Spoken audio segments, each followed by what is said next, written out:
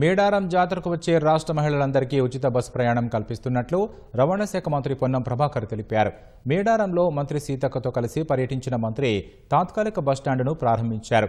సమ్మక్క సారళమ్మ అమ్మవార్లకు నిలువెత్తు బంగారం సమర్పించిన మంత్రి గద్దెల వద్ద ప్రత్యేక పూజలు నిర్వహించారు. ప్రభుత్వం కల్పిస్తున్న బస్సు సౌకర్యాన్ని మహిళలందరూ ఉపయోగించుకోవాలని సూచించారు.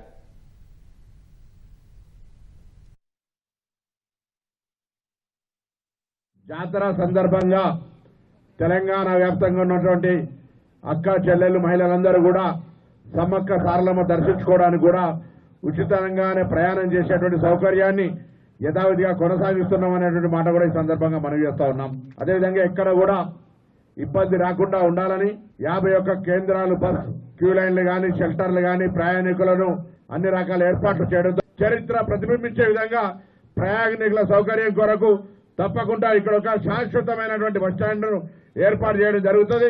ఇప్పుడు 4000 బస్సులే కాదు, ఒక రద్దీని పట్టుకొని ఇంకా బస్సులు పెంచే విధంగా మా శాఖ తరఫున వందలాది మంది అధికారులను డిప్యూటీ చేసి ఈ రోజు లాంఛనంగా ఈ యొక్క ప్రయాణ ప్రాంగణాన్ని ప్రారంభించుకున్నాం.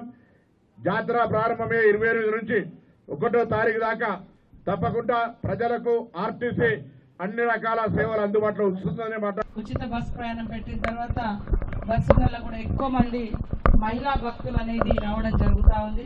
దాన్ని దృష్టిలో పెట్టుకొని గౌరవనీయులు ముఖ్యమంత్రి గారు మరి బస్సులను కూడా ఇక్కడ దాకా ఫ్రీగా ఇవ్వాలని ఫస్ట్ మరి ఆలోచనతోటి మా మంత్రి గారు ప్రభాకర్ అన్న గారు అందజేయడం జరిగింది. బస్సులు వచ్చే జాతర వరకు పర్మనెంట్ గా షెడ్స్ వాస్తవానికి వేస్తున్నాము, అవి వృధా అయిపోతున్నాయి, కోట్ల రూపాయలు కూడా మంచిగా విశాలంగా ఉంటుంది. కాబట్టి మనం ఈ జాతర అయిపోయిన తర్వాత కూడా మళ్ళీ పని మొదలు పెట్టుకొని ఇవన్నీ చేసుకుంటే అప్పుడు ఫ్రీగా ఉంటుంది. కాబట్టి మరి మా అన్నగారు పొన్నమన్న గారు అది శాంక్షన్ ఇస్తారని ఆశిస్తూ ప్రత్యేక ధన్యవాదాలు.